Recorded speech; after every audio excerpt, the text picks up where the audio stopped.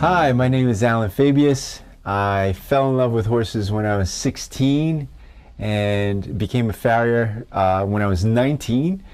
I've been a farrier for over 30 years now, and over the course of those years, some of my clients have given me the nickname Alan Fabulous. They did that because I was there to help them out of some big jams. Now today I'd like to talk to you about equine foot care and Jeet Kun Do. I have Bruce Lee in part to thank for my philosophy of equine foot care. Now I know some of you are scratching your heads about this, but I promise if you hang in there, you'll get it in the end.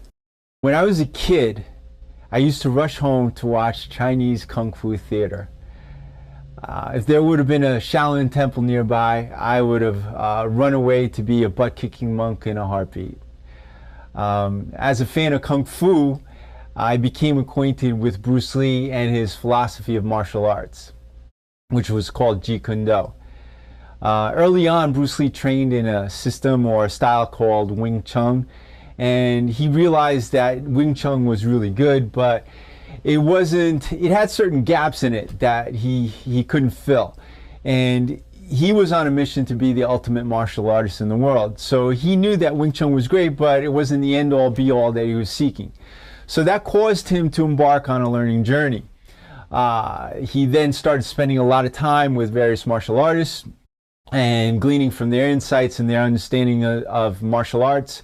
He started adding to his repertoire the things that benefited him. And the compilation of his learnings became what we call Jeet Kun Do today. Jeet Kun Do is not a martial art per se, it's more of a philosophy of martial arts. And the reason that is that when you look at different Jeet Kun Do practitioners, they all look different from each other. And the reason for that is that everybody has unique strengths and weaknesses and different body types. So what is good for one is not necessarily good for the other. Now, why am I talking about this, and what does this have to do with horses? I assure you it has a lot. If you go to the horse world and specifically to equine foot care, there are a lot of clinicians out there, and they're putting forth their methodology, and they wholeheartedly believe that what they are putting forth is what is best for the horse. The problem arises, though, when you have another practitioner who is totally contradicting what the other one said, and this really gets confusing because it begs the question, what method is best for my horse? What benefits my horse? That question is what caused me to embark on a learning journey of my own. I had to answer what's valid, what's good, what's usable out there. I started spending a lot of time with other farriers to answer that question. I started going to clinics. I started picking the brains of veterinarians, and I was really assimilating a lot of good stuff. But in my learning journey, I realized that what I was learning was not usable in all circumstances. And sometimes I didn't see the merit of what I was learning, but I filed it away nonetheless. And sure enough, a situation presented itself where what I'd learned previously was just what I needed to make a difference in a horse's life. Now, that caused me to learn something really important. Every horse is unique, and there is no one-size-fits-all methodology for equine foot care.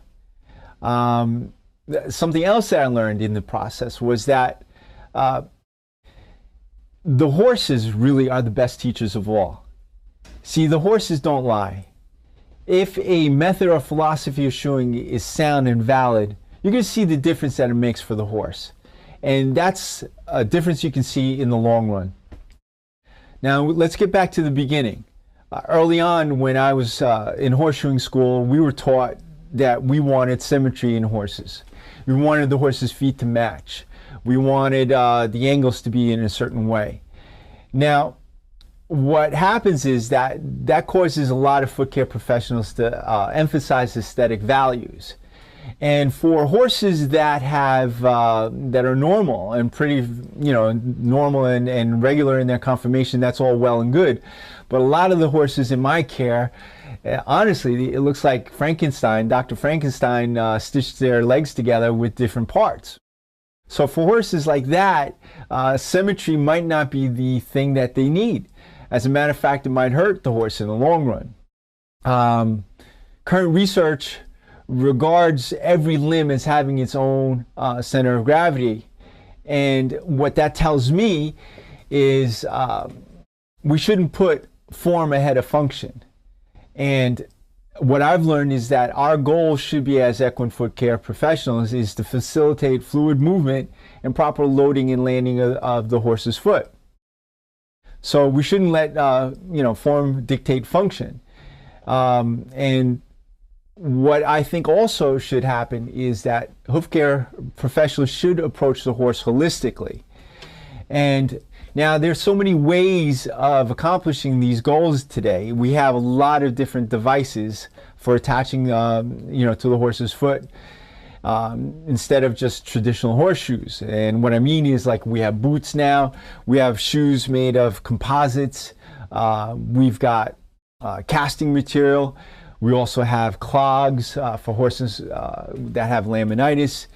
We've got so many options out there, and technology continues to give us great options. What that does for me is it compels me to continually upgrade my understanding of horses and how to help them. And that gets to the beginning of all this and the intent of this video. Technology continuing to drive us in our understanding and compelling us has taught me not to hold on to a fixed methodology, rather to embrace a philosophy of equine foot care.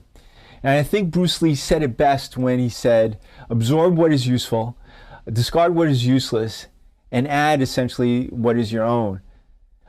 This philosophy, I think, is applicable to all kinds of things in life, but I think it's very applicable to equine foot care. Bye for now.